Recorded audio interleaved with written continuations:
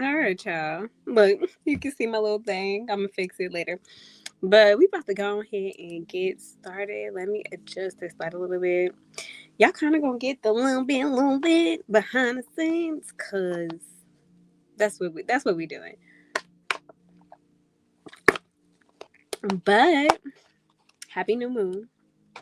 Happy new moon in Sagittarius. I've been taking my time. Today has been a very interesting day.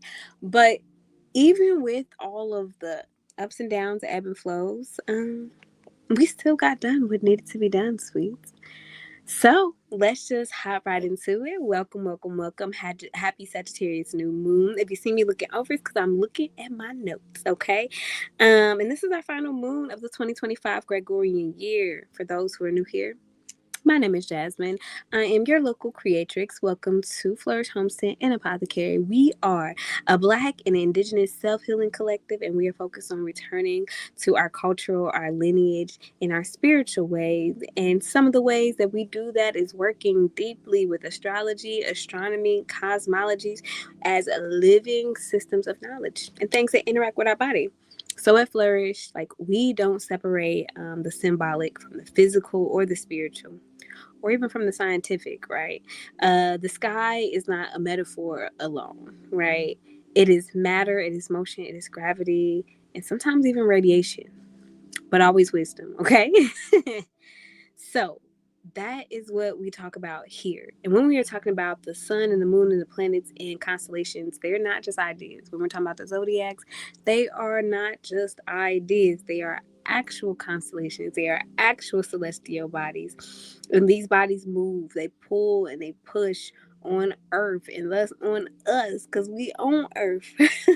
And they influence the tides, they influence the seasons, our nervous system, water, and even our concept of time itself. Notice I said our concept of time, not our actual time. By the way, we have 432 hertz playing in the background. So if you hear that, you're welcome. You're welcome. Okay. And listen, as we know, we're made of water, we're made of breath, we're made of electricity, we're made of rhythm, and we're made of memory. And so all of this is in literal relationship um with how we work with the stars around here. So astrology gives us the language for meaning. How we work with astronomy is that it grounds us in our observable reality. And cosmology reminds us is that we are a part of something vast and something ordered and alive. So it's something often beyond our comprehension or beyond what we can see in the celestial bodies. Okay, this Sagittarius new moon isn't about rushing to manifest. If we just jump right into it, okay, it's really about belief, discernment, and direction. And keep in mind, if you really know me out in these energetic and hoodoo streets, you know I'm gonna be saying something to you, babes, which is why you believe in manifestation when you can believe in invocation. Because if you know what I know, this is a master invocation moon. That's why I put it. And it's a master invocation moon in between zodiac signs and before the solstice. So that's what makes it liminal. And you know, we've been having a lot of liminal moons around here. At least the past two have been liminal. And so that was what was liminal. I think the Scorpio new moon, yeah, we talked about that, was liminal. And then we just had the Gemini full moon 2 weeks ago. Very liminal too. I'm still catching up for myself from that moon. Like so much happened during that moon. Okay. And so again, the Sagittarius new moon is about belief, it's about discernment, it's about direction, but also how we understand the truth, how we place our faith and what we place our faith in and where we place our faith and how we responsibly move toward how to claim what we know. This is a moon of alignment. None of these moons are for performance. Some of them you can get away with performance and ceremony. But lately, the moon has been requiring us to be in alignment with our frequency, be in alignment with our true vibration, right?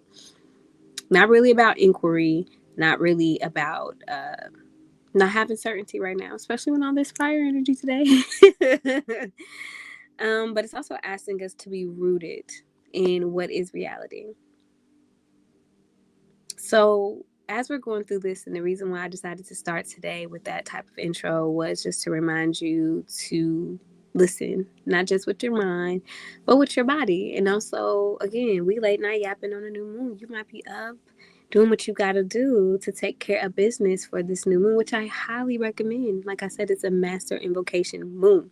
So let's jump right into it. You know, we begin with the astrological education around here because what you're working with if you don't know what it is. Okay, so we're going to talk about the moon.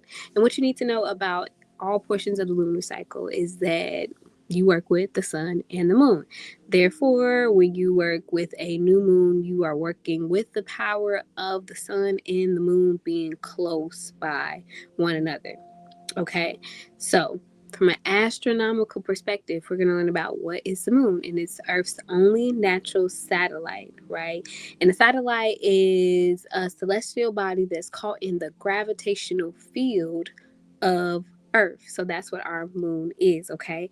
And so what does our moon do? Our moon just helps to stabilize everything on Earth. The wobble of Earth, our seasons, our climates, but also our gravitational pull in our water. So that's very, very important when we talk about that because we are about 70 to 80% water. Okay. And then astronomically, the moon is feminine, it's yin, it's receptive energy. It's governed by Cancer. It's the ruler of the fourth house, and it's known for controlling and regulating your emotions because, of course, it is our closest celestial body. Okay. She spends about 2.5 days in each sign. And also, let's see, lost my place. Oh, she spends about 2.5 days in each sign. And as you know, really governs fluidity because we understand that water is very, very fluid. And so, because of that fluidity and because of the time that she spends in each zodiac sign, she governs our emotions. Okay. And what this really represents from a like personality perspective in our chart is oftentimes our moon sign represents our innermost world, who we are when we're the most comfortable, and how we do or how we act when we feel the safest. And this is because the moon is often associated with the mother, with motherhood, with native environments, and with family. So, to a certain extent, belonging. So, what is the new moon? And like when I say master invocation moon, if you just really work with this moon traditionally, how you are supposed to work with new moons, you gonna shake a little something, okay? So this is the first phase of a lunar cycle astronomically, and so this is when the moon is directly between the sun and the earth, and its shadow side is facing earth, right? So they are side by side, right? When they line up, and because they are beside one another, all of the sun's solar energy cannot hit the new moon or the moon, and that's what makes it a new moon. And also that's what signifies for us that this is the beginning of the lunar cycle, and this happens about every 28 days. Astrologically, a new moon is when the sun and the moon are conjunct one another. They are less than 5 degrees between one another. So our moon right now is at 28 degrees. Hold on. I knew I forgot that today. Oh, 28 degrees, and I think I can't ever remember the minutes for today. Sorry, child, has to get it real quick because we in here. I'm in 25 minutes. So 28 degrees and 25 minutes is where our moon is or was currently at around 8:43 p.m. when it went direct. Okay, but again, astrologically, a new moon is when the sun and the moon are conjunct one another, so they're 5 degrees or less because usually they're right on top of each other, right? Like that's literally what makes a full moon. And so, like I said, this moon is at 28 degrees and 25 minutes. Historically, we use new moons for a time of new beginnings because they represent pure potential. Because even though all of the sun's light is not shining on the moon, it is still beside the moon. So there's a lot of magnetism, there's a lot of gravitational pull, and during this time period, there can be a lot of tension.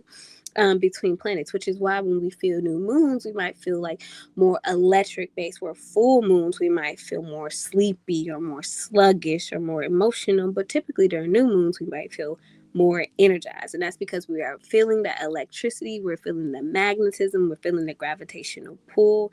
And so, therefore, because of this new beginning and pure potential energy of something, the gravitational pull of the earth and the sun kind of coming together, right? You can manifest new things. So, historically, we use this as a time for setting new intentions, planting metaphorical seeds, or launching new projects, or after you went through the full moon, if you use the lunar system as a form of tracking, new moons are a time where you can begin the process of visualizing and reinforcing pre-existing goals. So did you complete mini sub goal, right? And once you complete that mini sub goal, you can either create a new micro goal up under the major goal, or you can keep on going.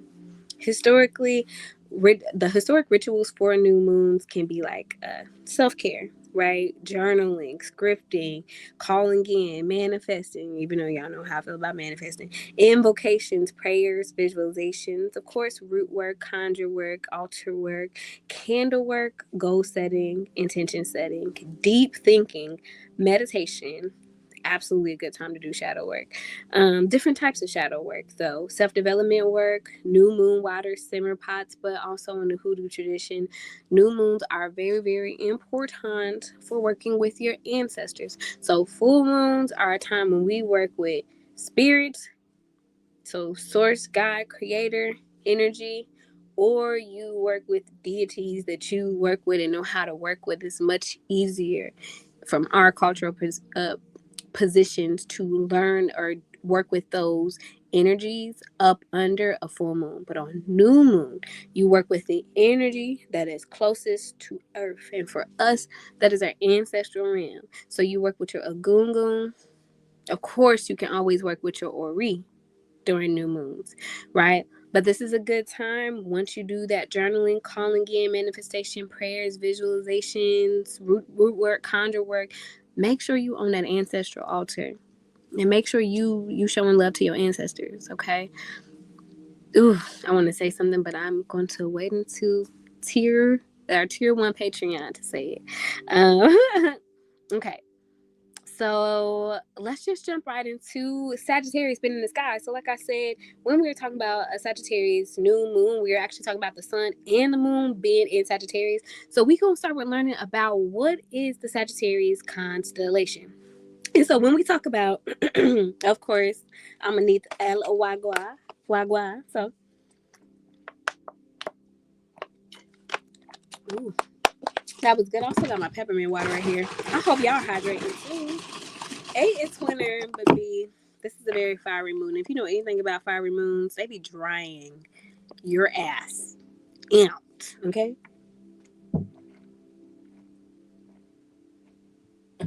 Ooh, that felt good. I love peppermint water, but also doing these hella long videos. Child, voice be gone. Okay, so when we talk about Sagittarius in astrology, we are not talking about a metaphor floating in abstraction. We are talking about a real constellation made of real stars, radiation, gravity, and electromagnetic field, all which interact with Earth and they interact with us. So Sagittarius is located in the Milky Way's densest star fields, okay, and it holds one of our most important cosmic structures that we have, and it's Sagittarius A. This is the super massive black hole at the center of our galaxy. And so a lot of people think this is the black hole that we came out of. You know what I'm saying? So this could easily be like every time we look at Sagittarius A, or every time we are interacting with Sagittarius, we are actually interacting with the birthing energy that gave rise to the Milky Way. Okay. So again, when we work with this energy, we are symbolically, energetically orienting ourselves toward the galactic core, though the black mother that all of us had to come out of, the gravitational heart, which our whole entire like galaxy rotates around. Okay. So let's learn more about Sagittarius A. I get excited talking about this stuff.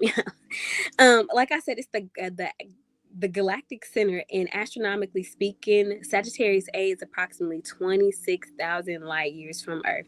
It contains the mass of over 4 million suns. So this is just Sagittarius A.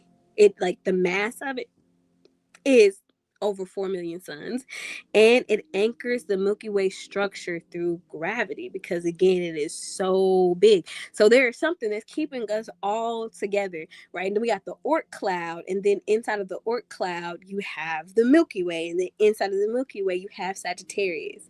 And then in Sagittarius, you have Sagittarius A, which holds the super black hole that creates the warping effect that creates our Milky Way. And so it's like the thing that actually anchors the sun, right? And other large gravitational bodies and stars. But from a energetic and metaphysical lens, this matters because all stars orbit from the center and all galactic motion is organized around it. So it represents orientation, meaning, and direction at a cosmic level. Sagittarius as an archetype governs truth seeking, philosophy, and higher meaning because its constellation literally points us to the center of everything we know. So Sagittarius sits between Scorpio and Capricorn. In the sky, Sagittarius sits between two very different constellations. You have Scorpio to the left, and we know how Scorpio sees in a row. And you have Capricorn season to the east or to the right. This positioning is not accidental. When you have Scorpio to the west or to the left, you understand that Scorpio got their governs death, transformation, secrets, underworld journeys, endings, and purges. Sagittarius rises after Scorpio's purging, right? So that means you do not reach meaning without first passing through truth, passing through loss, and then passing through transformation. And to the east of Sagittarius is one of my favorites, Capricorn, to the right or to the east. And Capricorn governs structure, responsibility, authority, time, systems, and legacy. So Sagittarius sits at the philosophical and ethical direction before Capricorn builds its structure. So astronomically and symbolically, Scorpio clears, Sagittarius defines the meaning, and then Capricorn goes out and builds it or makes it real. Okay, so let's learn more about the constellation or the collection of stars that make up the Sagittarius constellation. So, Sagittarius spans like roughly 33 degrees across the sky, making it one of our larger zodiacs constellations that we follow. The key astronomical facts is it's about 4,080 light years wide. It's dense with star clusters, nebulae, and also, or nebulas, sorry about that, and stardust clouds, but it is one of the richest regions of the Milky Way, like we said, because of Sagittarius A being there. And this density matters. Sagittarius isn't really, as you can tell, because of its density, an empty or a quiet part of the sky. It's covered, it's active, and it's very generative, reflecting why Sagittarius energy feels expansive, restless, curious, and meaning driven. Okay, so what we also need to understand is that Sagittarius is also a threshold or a liminal based moon. And it's because Sagittarius is the last season of the fall, so it is a mutable fire sign in the northern hemisphere. It carries us away from the harvest and the death work of Scorpio toward the winter solstice, which is the rebirth of the sun. We're going to talk more about the winter solstice and how to specifically be able to work with it through an indigenous or through an African lens on our tier one in our Patreon. And we'll be going right over there after we're done here, okay? So again, with all of this energy of the winter solstice being right there, with this being mutable fire energy, anything that has mutable, so mutable signs are Gemini, Sagittarius, Virgo, and Pisces. All of those are all threshold zodiac signs when we're talking about them from a um, astrological workings or magical perspective, okay? So Sagittarius is also a threshold sign because it governs transition, integration, philosophical reckoning, which we'll talk more about, and deciding what meaning you carry into the winter, right? And by the time we reach Capricorn, and Capricorn is in a couple of days, it's actually on Sunday. Sagittarius will have asked us, what do you believe is worth carrying into the dark? Okay, so why does all of this matters with us? At Flourish, we don't just treat astrology, like I said, as some sort of symbolic fantasy. Every celestial body emits something, whether that's radiation, it has a gravitational pull, and it generates electromagnetic fields. And these forces interact with us, with Earth's magnetic sphere, our nervous system, again, our natural rhythms, and our body and our tides. So we are physically impacted by this celestial motion, and we're physically impacted by Sagittarius being so dense, right? And so at the same time, we are energetically and metaphysically connected to these constellations. And it shows up in our consciousness, it shows up in how we understand archetypes, it shows up in our myths, and it shows up in our memory and how we make meaning out of life. So Sagittarius really, really matters because it's a time of the year where we're reminded of to orient ourselves toward our galactic center. It reminds us how humans seek truth and meaning and often look to the skies, the cosmic skies, to make meaning out of this. And also, it's a bridge between the physical universe and also philosophical inquiry. And this is why Sagittarius governs religion, cosmology, education, ethics, law, exploration, and spiritual direction. And you can see why, even though I'm a Gemini, I get down real well with Sagittarius. Like, I thrive during Sagittarius season. Okay. And that's because it's not just about, imagination. It's actually like cosmic orientation. And that cosmic orientation has a physical place in our universe, right? So yeah. So let's move on. We can talk about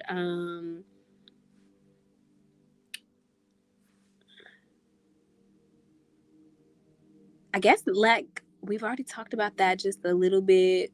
My notes sometimes be looping because I be just I'll be writing away. So let me make sure if this is something I want to say. We already talked about the galactic center. We already talked about that.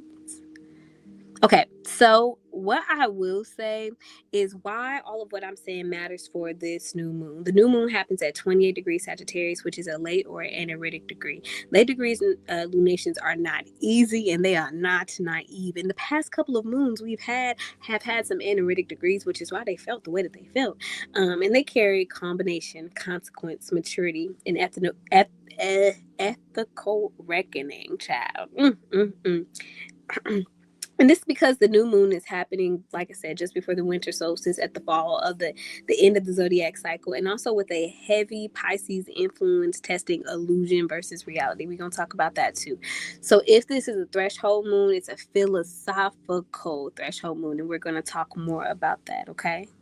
And so, how does this impact you? So, the number one thing you need to know when you're working with any part of the lunation cycle or you're working with any zodiac sign is if you're working with Sagittarius energy, you need to look at Sagittarius energy at your chart. So you can look at it through your natal chart, through your progress chart, if there's any other charts that you are tracking, and you will see where Sagittarius lives in those charts, right? And this is where you are having a reset around belief systems, right? So belief systems or mindsets or philosophies that impact your action in those areas of life. This also might be where you might be feeling like meaning is being questioned, and you might also feel like direction is being clarified. And for me, it's the final one because, child, these past couple of years have been filled with me making meanings out of questions. Right? And this is in the fifth house. So this house reminds you of this lunation here where I am is taking place in the fifth house. It could be different for you if you are not in the Eastern time zone or in the Midwest, because that does make a difference, okay? But the house that your specific Sagittarius energy in you is telling you where you are having that new philosophical framework.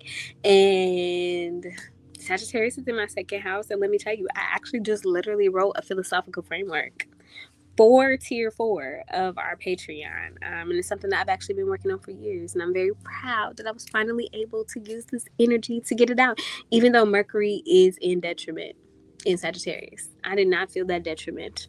I got done what needed to be done. Okay, so since this is taking place in the fifth house where I am, collectively, we also need to understand the fifth house themes. In this chart, Sagittarius stellium, and it is a Sagittarius stellium. So the Sagittarius stellium is the sun, the moon, Venus, a Mercury, and I think the vertex, right? The vertex are all in the fifth house, which is collectively telling us that joy is being redefined. Woo! Woo! That's been one of my goals, is working on joy this past year. And let me tell you, it broke me down to my knees. Anyway, understand that your creativity is being reclaimed or reactivated if you feel like it's shut down. Desire, needs, meaning, and self expression must be truthful. Okay.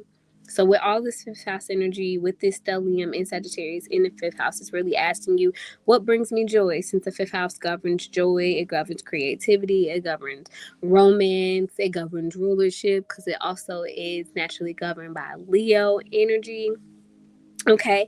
And then what is aligned with my values? Because keep in mind, this is not Leo energy, this is Sagittarius energy. And so when you have Sagittarius energy, you should always be talking about your morals, your values, or your ethics.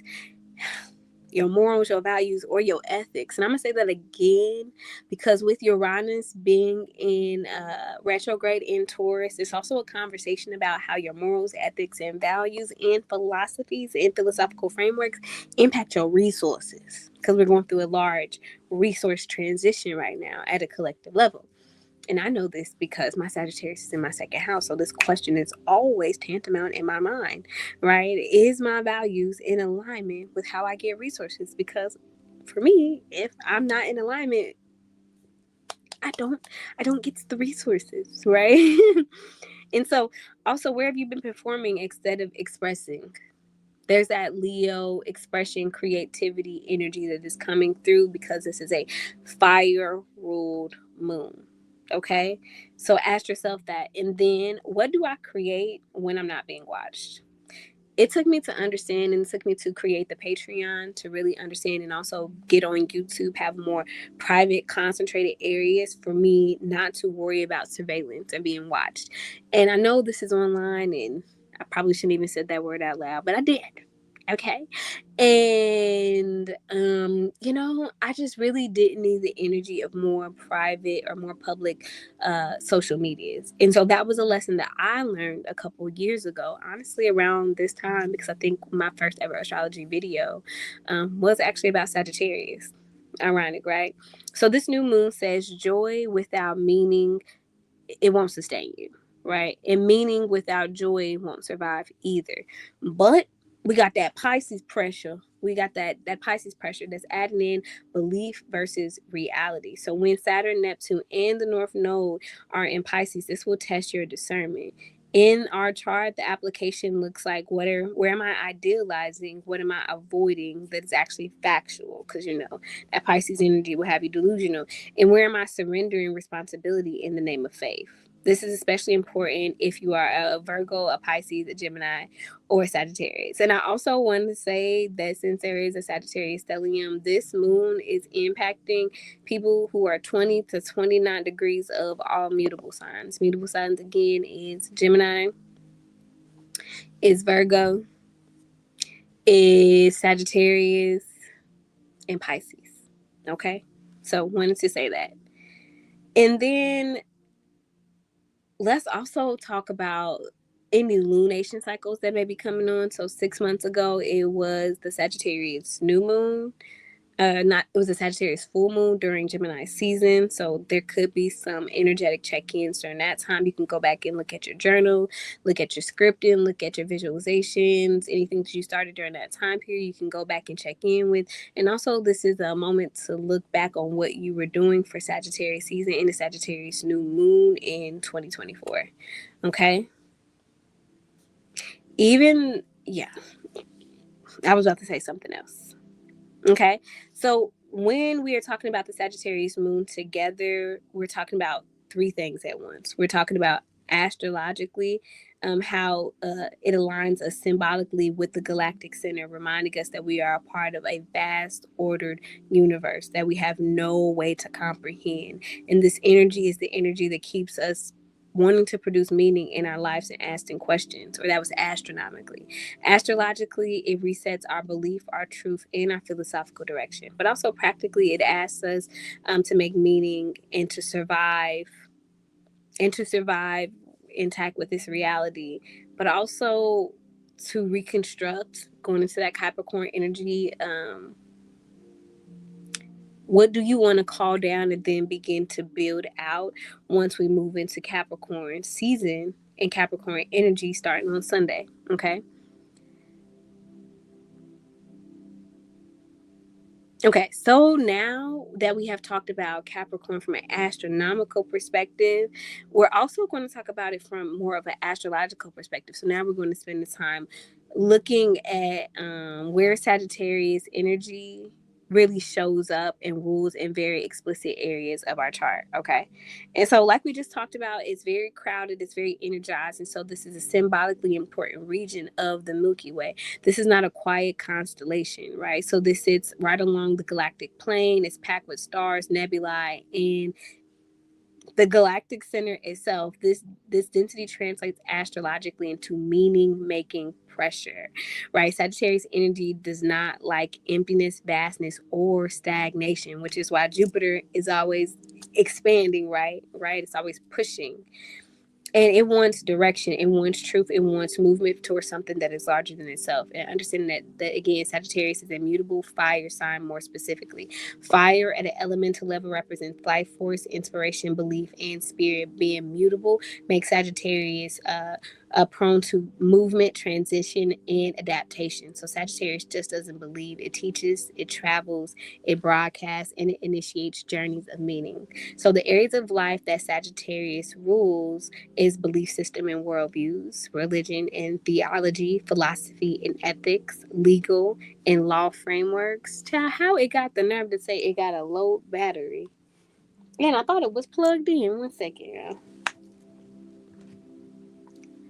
Got the nerve to say it got a low battery. I had to make sure it was plugged in. Anyways, law and legal ethics, and also higher education and learning, publishing, teaching, preaching, travel, pilgrimage, foreign cultures, global exchange, meaning, purpose, direction, and the why behind action. So this is why Sagittarius energy is activated during periods of ideological conflict, religious reckoning, debates around truth and misinformation, and challenges to authority and expertise. And it's the reason why I said that, because all of those things are low-key taking place in the world right now during Sagittarius season and overall. So Sagittarius asked you, what do you believe? And are you willing to live by it? So the ruler of Sagittarius energy is Jupiter. Jupiter rules over Sagittarius energy, and Jupiter expands Sagittarius energy. So Jupiter governs expansion, growth, wisdom, ethics, faith, opportunity, teachers, and mentors. Some people say to a certain degree protection, but it's really auspiciousness. Okay. And Jupiter does not expand randomly. It expands according to belief. When Jupiter is placed, or where Jupiter is placed, shows where growth is possible, where protection or auspiciousness, or I don't like the word luck, but luck operates, what kind of faith is required, and where meaning must be restored in our beliefs. Okay. So, where is Jupiter currently? Jupiter currently is in the 12th house, and it is exalted in Cancer. So, right now, Jupiter is exalted in Cancer, meaning that it really likes to be in Cancer. If it was going to be anywhere else other than Sagittarius, it wants to be in Cancer, and it's in the 12th house. This is huge because Cancer adds a ancestry, emotional memory, protection, mother protection, home belonging, matrilineal wisdom energy to this in the 12th house. And we've been working a lot with the 12th house. I mean, all these motherfucking water signs have been in the 12th house lately, making me want to fight. Anyways, the 12th house adds energy to Jupiter in Cancer that gives the vibe of being unseen, the spiritual realm, because definitely the 12th house governs over the spiritual realm, dreams and intuition, ancestors and guardians, retreat, rest, and withdrawal, but also hidden protection, that Olakun energy. So when Jupiter is here, when Jupiter is in Cancer at the 12th house and it exalted, what this means is that growth that is happening quietly. And as a projector, and with my natal Jupiter being in Cancer, I've had to learn that protection is ancestral. Child, it is. It is. Protection definitely is ancestral, and faith is emotional and intuitive. I like when I be reading my own stuff and it be hitting me. It be hitting me like, damn girl, that was good. Anyways, but it's also the reminder with Jupiter being in Cancer, the 12th house, that wisdom comes from memory, not noise. And right now, it's a very noisy time. This directly modifies Sagittarius energy instead of loud belief or public preaching, right? Because, Sagittarius energy with fire and it being mutable, it can be loud. But 2025 for the Sagittarius season has been asking us for inner alignment first, meaning that we restore something behind the scenes and we change our mental body, we change our philosophical frameworks, we change our morals and our ethics and our values. And then we let it turn into actions that turn into practices that people notice. So the ninth house is the house that governs Sagittarius energy. And right now, Chiron is in Aries retrograde there. So actually what's going on between all of the fire signs, it's a soft trine. Soft means not exacting when I use that term. I do not know if other astrologers, cosmologists use that term, but I'm me. Right. And so with this, you're having a positive flow of energy between all the fire signs. And so it says a lot that Jupiter and Sagittarius is native house, the ninth house, which is the house of belief, it's the house of philosophy, it's the house of religion, it's the house of traveling, right? It's in or it is holding Aries energy, which is also a fire sign, but it's cardinal, and then that Chiron, which is related to Sagittarius energy and Chiron and Sagittarius energy in the ninth house, because Chiron, or the bow and arrow that's associated with Sagittarius, is actually meant to represent Chiron and him turning his wounds, right, into becoming a great healer and also a great teacher. Okay, so the ninth house governs belief systems, philosophy, higher learning, religion, moral law, and truth seeking. Chiron here, so Chiron being in Aries, in the ninth house says beliefs that have been wounded. I'm highlighting them. Truths that have been painful. They're coming up right now. Faith that has required survival. I'm bringing that up too. And also teaching that has come through injury. Ugh. Oh, and let me tell you, like, those elements really showed up earlier today. I had to take a nap because I was pissed. I ain't gonna say what happened, but overall, it was just very disappointing, right? And so, Aries, the wound is around self trust, courage, identity, and the right to believe in oneself. And also the right to fucking choose yourself. Like Chiron being in Aries in the ninth house, like, you better choose yourself to move forward, okay? Um, this retrograde energy with Chiron, and Chiron is almost always retrograde. It means doing the internal work. So revisiting old belief systems, spiritual betrayals, or moment where the truth cost you something. It's time to begin the process of reclaiming the wisdom from that, the lessons that were meant that might be brought up during this time period, and figuring out how to integrate that and letting that impact your morals, your ethics, your values, and create those philosophical frameworks.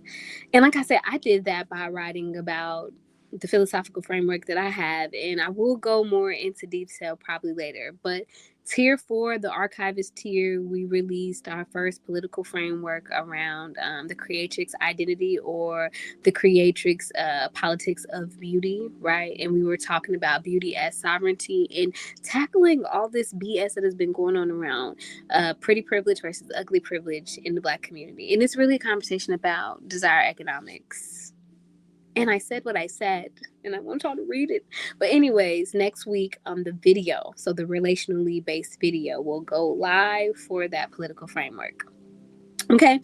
And I'm saying all that because that was something that was part of me that I reclaimed. There was things that I talked about. I used my life as the study, as the philosophical study, to kind of juxtaposition some of the claims that I threw them up against, right? And I threw them up against some very heavy hitters like Frantz Fanon, like Audre Lorde, like Bell Hooks. So I hope y'all read it.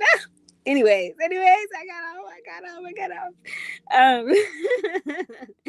But it's asking us to reclaim parts of our old self, because Chiron is also trine in the Sagittarius New Moon, and because the ascendant and the Light of Fortune are in Leo, so the first house in Leo, and with that ASC, the ascendant sign, or the ascendant angle being right there, and the Light of Fortune being right there, it's also playing Grow. And this lunation is asking you or offering with all this fire energy of healing through belief, the courage to rebuild your faith differently, and wisdom that was born from lived experience, not doctrine, right? So let's talk more about this fire stellium and why this new moon amplifies it. So we already talked about the 5 placements that are going to be in Sagittarius during this new moon, but we're going to say them again. That's the sun, moon, Mercury, and those are 4 planets. And we also have the vertex, and I'll explain what the vertex is at a different time. So they're all in Sagittarius. This creates a fire elemental dominant moon. Fire governs things like your spirit, your life force, your inspiration, your action, your belief, and your vision. Fire new moon just doesn't reset your emotions, because again, the moon does work with emotions no matter what portion of the moon phase that it in. It is rather doing a resetting of your motivation and your meaning when you have a fire new moon with this much energy. And this is why you might feel restless. I've been feeling the energy in my spine since we've been in the post or the pre-shadow for this moon. And overall, I'm just ready for the Gemini Sagittarius axis to be over. I really want to operate in that Cancer in that Capricorn energy. Our belief systems might feel charged. Our truth might feel urgent, and silence might feel unbearable right now. But if you knew what I knew, you would sit in silence from time to time during, while we were still in the post shadow for this new moon. And Sagittarius wants expression, but this year the fire is tempered by that water's Pisces. And also by the fact that Jupiter is in Cancer and it's exalted there, which kind of lightens up some of the fire energy there too. And also Uranus been kicking our ass ever since it came back. And I'm pissed because Uranus has been hard for me in Taurus, but neither here nor there. Let me get some of my peppermint water.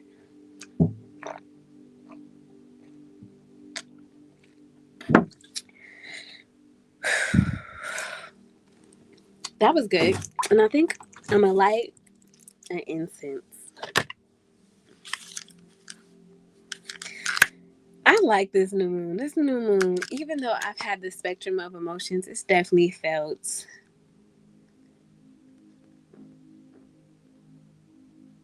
very easygoing. And like what I tell you, y'all, that I could really have had the ability to be destabilized today. I had that opportunity, but I didn't let the opportunity take me. And let me talk about where this opportunity came in. The Pisces and Uranus energy will make this Sagittarius season feel very, very differently. So the Pisces influence, Saturn, Neptune, and the North Node being there adds sensitivity. Again, we talked about that illusion versus collective reality, what's really going on, compassion and confusion, spiritual testing, and boundary issues. And that's where mine showed up. It showed up in boundary issues. I had brought up an issue to somebody, and the way they acted, negative 10 out of 10. I was definitely disappointed, and it changed my perspective of them so much that I had to take a nap, because my boundaries said, oh no. Oh no.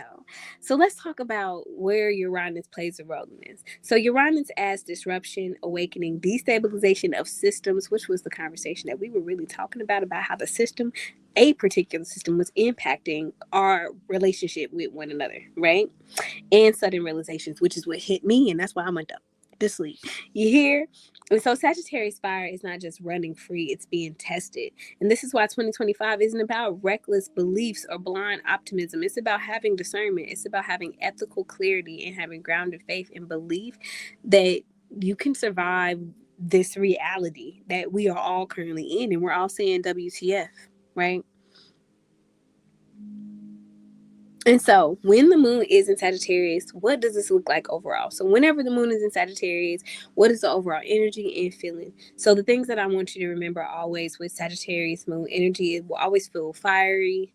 So, very truth telling, very clarifying, very clearing, emotional resets, a lot of motivation, a lot of energy. It'll be very faith filled because of what it governs: religion, theology, some sort of spiritual practices, preaching.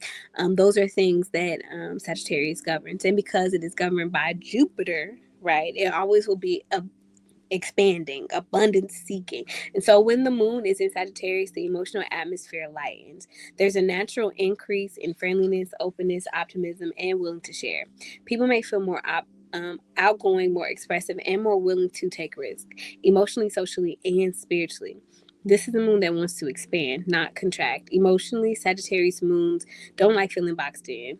They crave freedom, honesty, movement, meaning, and a sense that life is going somewhere. This is not a quiet moon, it's a forward blazing moon. Okay, so let's talk about the emotional and the energetic tone of this moon. Energetically, the moon in Sagittarius brings more so energy around enthusiasm or information around enthusiasm, hope, faith, and possibility, big emotional gestures, and a desire to say what you mean.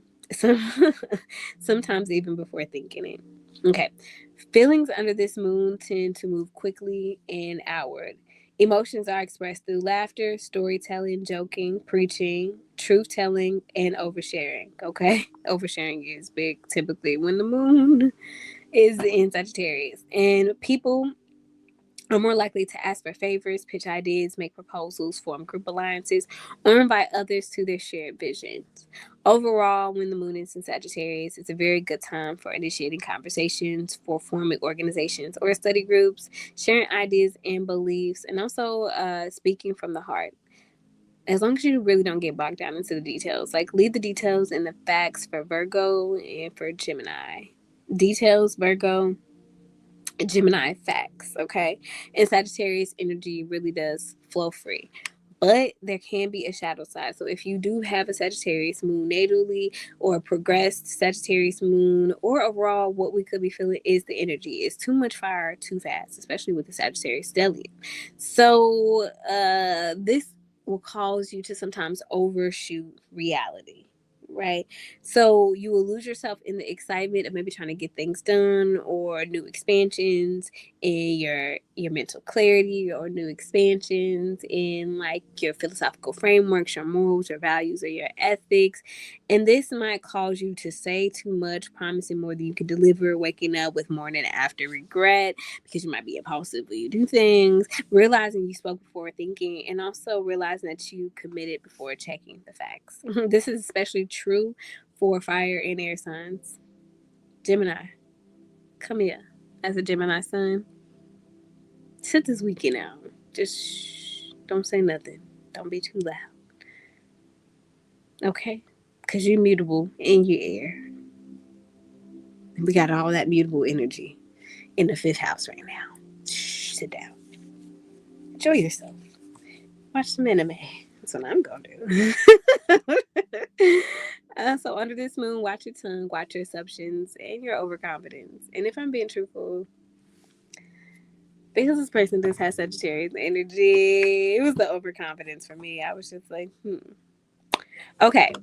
So also with the said, Sagittarius rules over like the thighs and different things like that. So Sagittarius energy, and because of the expansive Jupiter energy, is very movement based. So I would advise you to move during this time period because that, and if you are a natal Sagittarius moon or you're experiencing a Sagittarius moon in your progressed chart, I definitely always encourage you to have some sort of movement routine.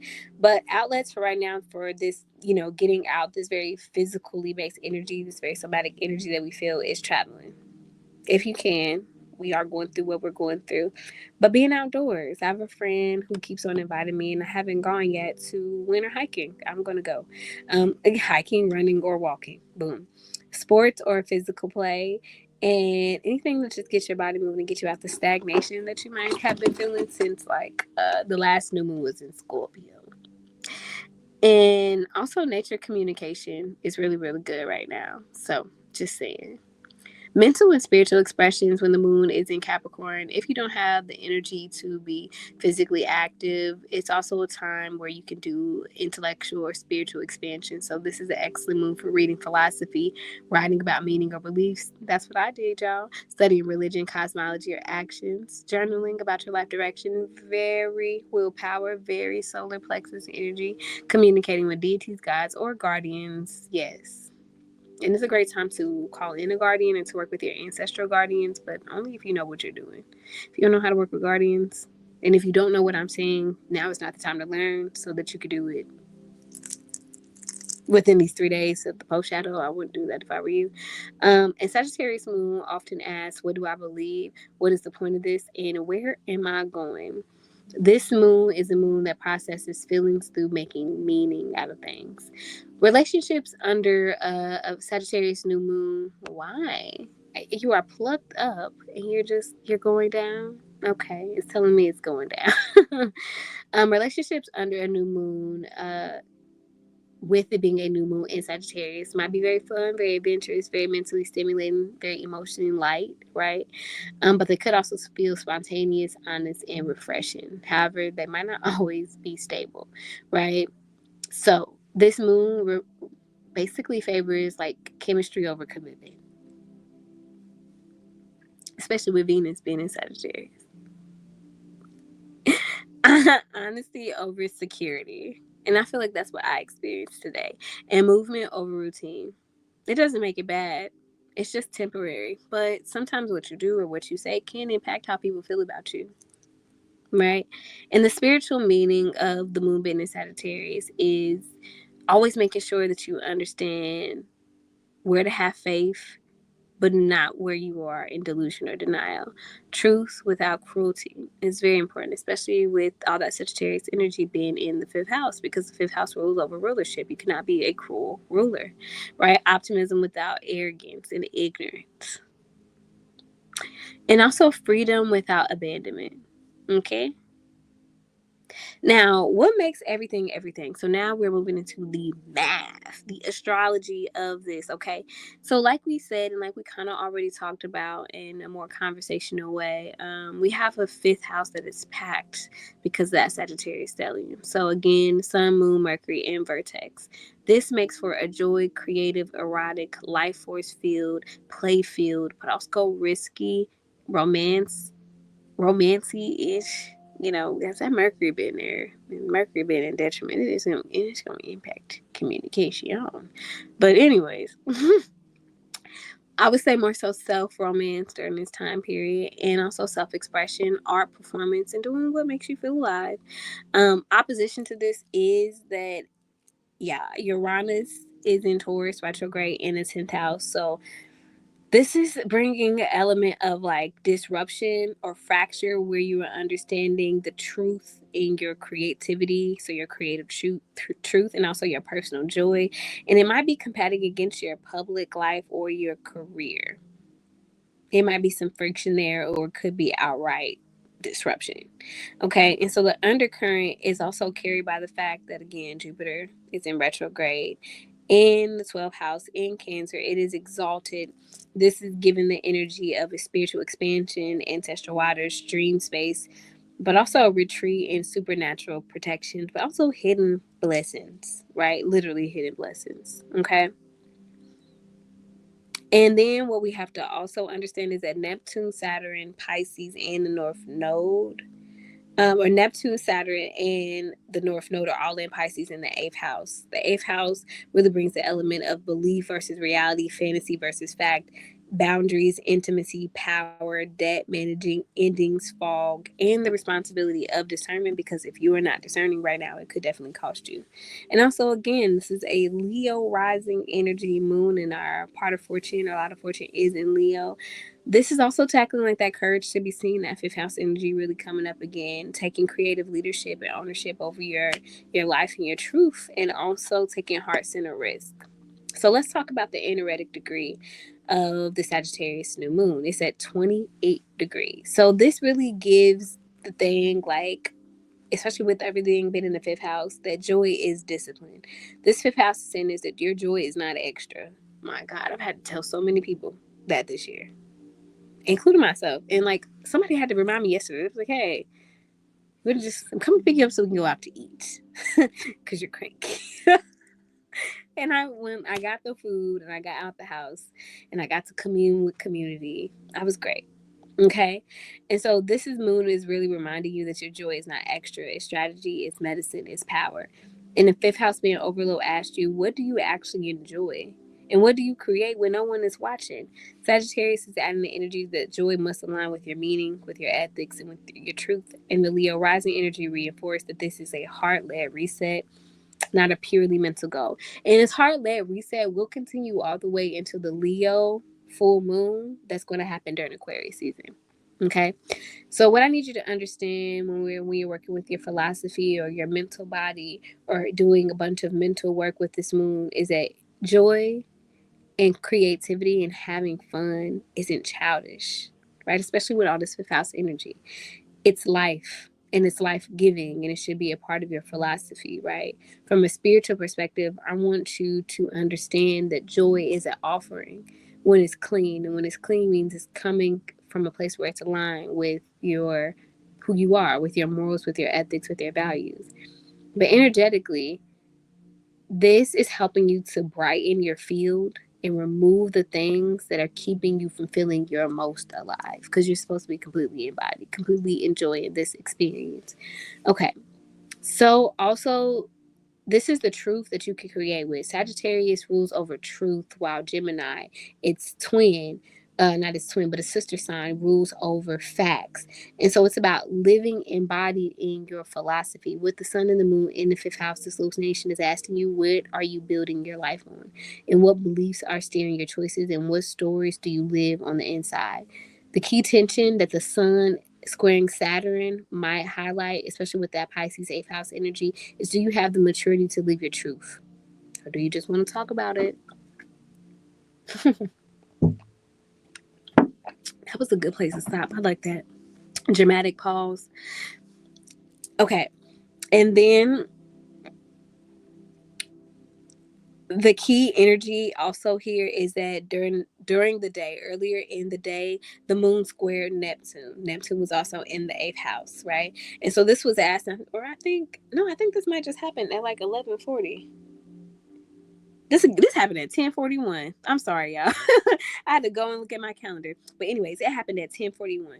And this is about emotional idealism, spiritual projection, romantic haze. So I want it to be true so bad that I'm willing to ignore what is. Because keep in mind, the moon is in Sagittarius, it's clarifying, and then we have all that energy that's kind of squaring all the Pisces energy that's in Neptune. So it's really fighting that truth, reality versus like delusion right now. And if you understand everything that's going on, we are really, as a collective, fighting that right now. But this could really be enhanced by the fact that it's in the fifth house. So emotional energy could feel very idealized right now, spiritual projections, and also emotional idealism. This could also lead the space to your boundaries definitely being violated during this time period because you might just let go of them. So the core theme is that truth without discernment becomes illusion, but discernment without hope becomes cynicism. Okay, and so what this moon is also asking you for is to have faith or to have a wise belief system. Okay, so with this energy also being here, that person is literally going in outside. Like, I know it's icy. I know you got to be sliding.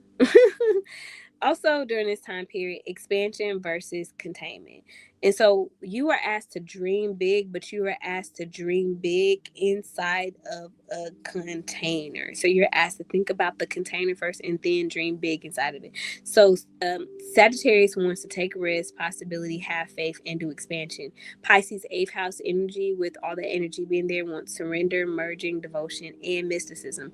Pisces or Saturn in Pisces is saying devotion requires structure. Neptune says structure without spirit is dead. So the question becomes, how do you expand without lying to yourself, and what is something that you can expand and sustain, right? And so therefore there has to be some structure to the dream so that you're actually able to call it down. And how do you contain without choking your identity? So, how do you build a structure or a container that holds this dream, that holds these big dreams without choking it out? The best element though with this 12th house energy is during right now private blessings, private protection, which you don't speak about, but you work hard in because there is a lot of fire energy. It will be protected, and that's because of Jupiter is in retrograde in Cancer in the 12th house. So it says protection is quiet right now. What you keep quiet about is naturally protecting you. And it's also helping your ancestors and helping spirit, source, creator protect you, right? So don't talk about nothing you are not ready to, don't talk about nothing you haven't thought all the way through. and something that's not completely built out, in my opinion. Growth should be happening behind the scenes. Your spiritual life is the engine. This is not a time of performance, right? And the moon, I can never say this word, yo. Quinoxin Jupiter earlier in the day really highlights this energy of shush. Mum is the word. So adjust your emotional expectations to match your or match your actual capacity. So that container building, which you're dreaming big right now, but with that Jupiter adding that extra element of water energy, also don't talk about what you're doing. And then yeah, just don't talk about what you're doing. But the 10th house right now, Uranus is in Taurus retrograde in the 10th house, which is opposite. So it's a soft, not a direct opposition between the 10th house and the 5th house. The 5th house is where the new moon and that Sagittarius stellium is, but the 5th house is where Sagittarius energy is, and the 10th house is where Uranus is in Taurus and it's retrograde.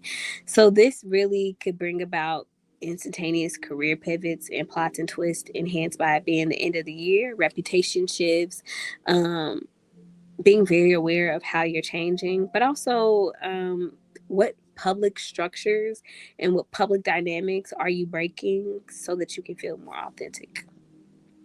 And during this time, the sun was quinoxing. I told you I can't say that word. Uranus near the new moon. And it also is late degrees. And this is adding the aspect of like changing your aspect or changing the things that just don't fit anymore. And it's obvious that it doesn't fit.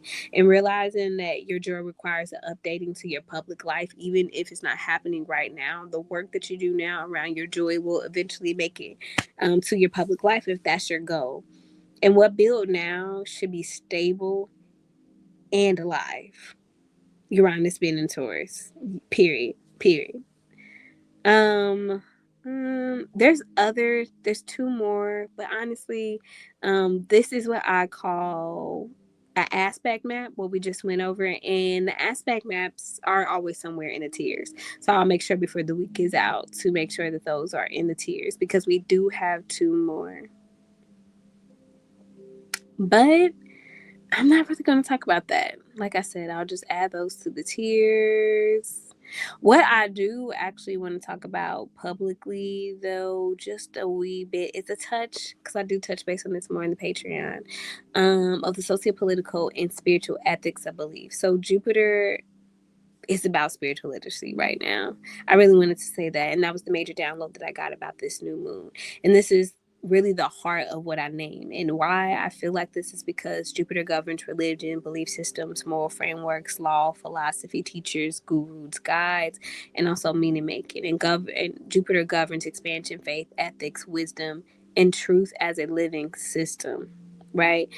This is why religion, this is why religious sects, this is why whose religion is more right or wrong. Like those energies are very much so happening right now, especially through a cultural and a lineage based perspective. If you are Black American, and what I want to say right now is that we have to understand that all of us are in some type of spiritual revolt at a time where there's also a literacy collapse.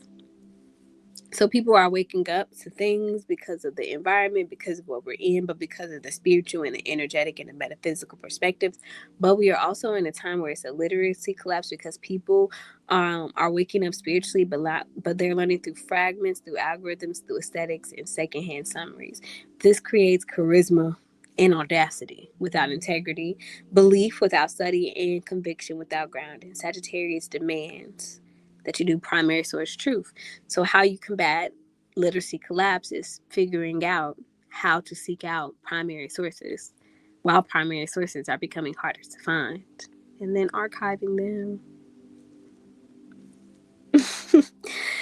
Spiritual literacy and spiritual versus spiritual consumption. This new moon really is asking us, are you learning directly from source creator, your ancestors, land, study, lived experience, so wisdom? Or are you outsourcing your discernment and letting other people, social media, AI, tell you where to have discernment? And we are vessels. I just have to say that for whatever it's worth. So your Ori, doing work, not just with ancestors, creator, or source, creator, God, land, lived experience, but your Ori is a primary source. Do you know how to work with that? Okay. We just had a last quarter moon in Virgo that reminds us that also during this time period, hygiene matters, verification matters, practice matters. So spiritual hygiene means grounding, checking your sources, making sure you're living in your body and you have that lived integration. And again, remembering you are a primary witness and a primary source. You are not just a consumer. Okay, so what is blocking our spiritual literacy right now is speed. Wanting to speed through things versus study and take our time with it. Aesthetics over ethics, charisma over competence, belief without embodiment, and followers without accountability. Right. So, with that being said, a lot of people like to talk about doing justice work or legal work during this time period, and I just want to say that this is an excellent time to only do legal workings. Justice workings are ethical alignment, moral clarity, truth telling, accountability, spiritual integrity, and cosmic or ancestral balance or interference. When you are working in a hoodoo and astrological kind of combined system like we do here, you understand that that's Venusian energy. Now it's okay to do it this time because Venus is in Sagittarius, right? But any other time, you could accidentally get a mismatch at an energetic perspective because you are working with actual energy that is doing certain things in the sky, right? Legal work specifically is courts, contracts, systems, documentation, authority structures, compliance. So, what is being permitted, right? So, I want us to know that Sagittarius governs law, but also truth. So when these systems are unstable and there's a lot of instability right now, which is why I don't want your justice workings to get attached with if you have legal workings or legal stuff that you want to take care of through an energetic or magical perspective, baby, you are asking for interference. Okay? Okay. Okay. If you are going to focus on any rituals, I will focus on travel intentions. Really good time to talk about where you want to travel, especially with the Gregorian calendar ending. Legal matters, like we just talked about, when it's done properly, using it like I did, writing, teaching, or publications. Education or study. Study primary sources. What is a primary source? That would be a good place to start. Why are primary sources so important? Philosophy development that's rooted in reality, in your lived experience. Okay. Ethical recalibration and also worldview resets. But what is not appropriate right now and ain't gonna ever be appropriate when there's a stellium in Sagittarius because it pushes you into like the higher degrees of Sagittarius or the more exalted degrees of Sagittarius is you there will be no shortcuts for performative spirituality. Like again, Jupiter in Sagittarius ain't Venus. Venus in Libra in particular don't like cute shit just because it's cute. Aesthetics have a place, right? And I believe in aesthetics, definitely. But not during this lunation, right? Underground justice workings. Protection work is being mum is the word, keeping it between you, your Ori, your altars, and your ancestors. And the energy bodies or the deities that you work with. So this is a good time for journaling. Spoken reflection, ritual closing if you have some undone, if you got some portals undone. Um, and also quiet contemplation. Okay. So I have 40 questions. These 40 questions will be in the workbook, and the workbook will likely be posted in the archivist tier. So, tier 4 of our Patreon. But through the 40 questions, I'm going to take a look real quick and see what are some of the questions that I want to talk about. Mm-hmm. So, I think we're just going to do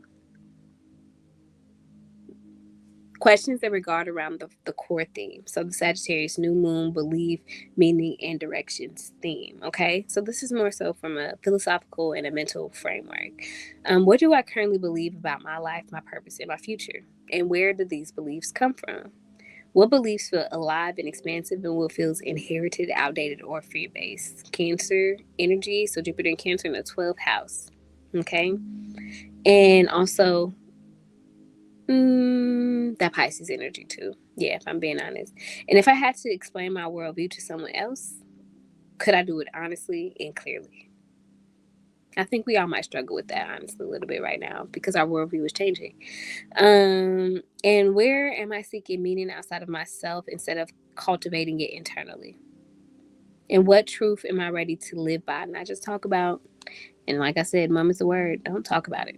So those are the 5 questions. We do have 40 questions. They probably will be posted in tier 3 of the Patreon. And so tier 3 of our Patreon is where we have some of our master classes and then some of our overflow moon notes and ritual notes. So we posted our cold moon questions there last time. And so maybe all 40 questions will be posted there in addition to the workbook. I'm not thinking. I'm thinking maybe 10. So we got 5 for free.